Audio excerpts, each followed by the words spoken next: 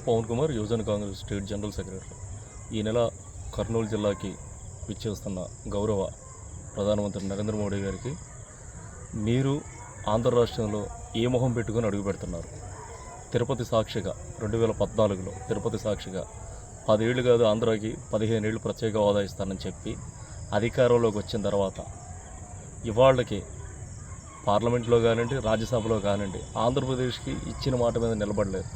అలాగే అమరావతి శంకుస్థాపనకు వచ్చిన రోజున కూడా ఒక నోట్లో ఒక చెంబు నీళ్లు, ఒక చెంబు మట్టి తీసుకొచ్చి ఆంధ్ర వాళ్ళ నోట్లో కొట్టారు. ఇవాళ జిఎస్టీల రూపంలో తగ్గించామని చెప్పి సంబరాలు చేసుకోవడానికి ఏదో మేమేదో పెద్ద ఘనకార్యం చేసాము, పేద ప్రజలకు ఉపయోగపడే జిఎస్టీని తీసుకొచ్చాము. ఇది అంతా అవాస్తవాలు.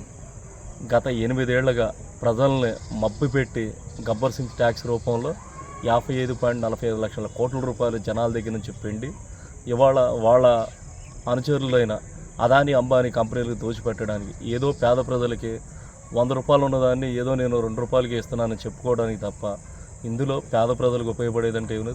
నిజంగా కనుక మీరు జిఎస్టీ కనుక తగ్గించి ఉన్నట్టయితే కనుక గ్యాస్, డీజిల్, పెట్రోల్ని కూడా జిఎస్టీలో చేర్చండి. సామాన్య ప్రజల మీద మీకు నిజంగా కనుక ప్రేమ ఉంటే కనుక ఈ 3 చేయండి. అలాంటిది భయంకరమైన విపత్తి సమయంలో కూడా, అంటే కరోనా మహమ్మారి లాంటి టైంలో కూడా మెడిసిన్ మీద కూడా మీరు ఎక్కడ జిఎస్టీని తగ్గించిన దాఖలు. ఇవాళ ఒకటే ఓట్ చోరీ గద్దీ చోర్ అనే కార్యక్రమంతో రాహుల్ గాంధీ ఎప్పుడైతే జనాల్లోకి రావడం బిగినపెట్టాడో, అంటే 2024 పార్లమెంట్ ఎన్నికల్లో ఓట్ల అవకతవకలు జరిగినాయన్న ఒక కారణం చేత రాహుల్ గాంధీ ప్రశ్నించడం బిగినపెట్టిన కానుండి నరేంద్ర మోడీకి నిద్ర పట్టక, నరేంద్ర మోడీ ఎన్డీఏ గవర్నమెంట్ కోసాలు ఎక్కడైతే కదిలిపోతాయో, మనం చేసిన మోసాలు ప్రజలు తెలుసుకొని మనం చీకొట్టే రోజులు వస్తాయన్న ఉద్దేశంతో రాహుల్ గాంధీకి ప్రజల్లో ఆదరణ పెరుగుతుండగా ఏదో రకంగా దీన్ని డైవర్షన్ పాలిటిక్స్ చేయడానికి జిఎస్టీని తగ్గించానని చెప్పి 4 సప్లాన్లు ఉన్నదాన్ని 2 సప్లాన్లకే తీసుకొచ్చాను. గతంలో కూడా రాహుల్ గాంధీ గారు చెప్తానున్నారు, మీరు జిఎస్టీలు పెట్టారు, దేనికి పెట్టారో తెలియదు, ఇవాళ దేనికి తీస్తారో కూడా తెలియదు. ఆయన చెప్పిందల్లా ముందు నుంచి ఒకటే, 5 స్లాబ్ ఉన్న జిఎస్టీని మాత్రమే పెట్టండి. అభివృద్ధి చెందిన అవుట్ ఆఫ్ కంట్రీలో ఉన్న వాటిలో కూడా 5% ఉన్న జిఎస్టీలు ఉన్నాయి. మన రాష్ట్రంలో మన దేశంలో ఎందుకని 4 సప్లాన్లు ఉన్న జిఎస్టీలు పెట్టారని కూడా ఆయన ముందు నుంచి దీని గురించి ఫైట్ చేస్తూనే ఉన్నాడు.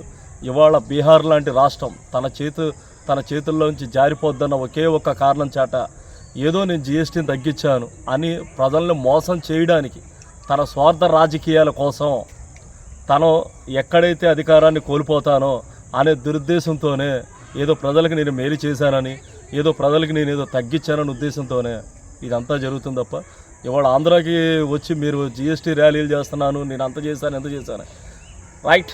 మీరు ఇచ్చిన దానికి కట్టుబడి మీరు ఆ రోజు ప్రత్యేక హోదా ఇస్తా అన్నారు కదా, ప్రత్యేక హోదా ఇవ్వండి. దుగ్గిరాజపట్నం పోర్టు, పోలవరం జాతీయ ప్రాజెక్టు అన్నారు, industrial corridor, Kadapa steel plant, వెనకబడిన రాయలసీమకి ప్రత్యేక ప్యాకేజీ, కేంద్రీయ విశ్వవిద్యాలయాలు అన్నారు. ఇలాంటిది ఏమీ లేదు. ఏదో వచ్చినప్పుడల్లా మసిపూసి మారేడికాయ చేయడానికి ఆయన తై అంటే ఇక్కడ తందానంటారు. ఇక్కడ ఏపీలో కూడా ఇవాళ ప్రతిపక్షం కానివ్వండి, పాలకపక్షం కానివ్వండి, ఎన్డీఏకి సంబంధించిన పార్టీలు ఇవాళ ఉన్నాయి తప్ప ప్రజల కోసం ఫైట్ చేసే పార్టీ అయితే మాత్రం వీళ్ళైతే మాత్రం కాదు. మేమైతే మాత్రం దీన్ని యూత్ కాంగ్రెస్ తరఫున తీవ్రంగా ఖండిస్తున్నాం. మోడీ గో బ్యాక్ అనే నినాదంతో మేమైతే మాత్రం మోడీ పర్యటన అయితే కనుక యూత్ కాంగ్రెస్ ఆధ్వర్యంలో అడ్డుకుంటాం.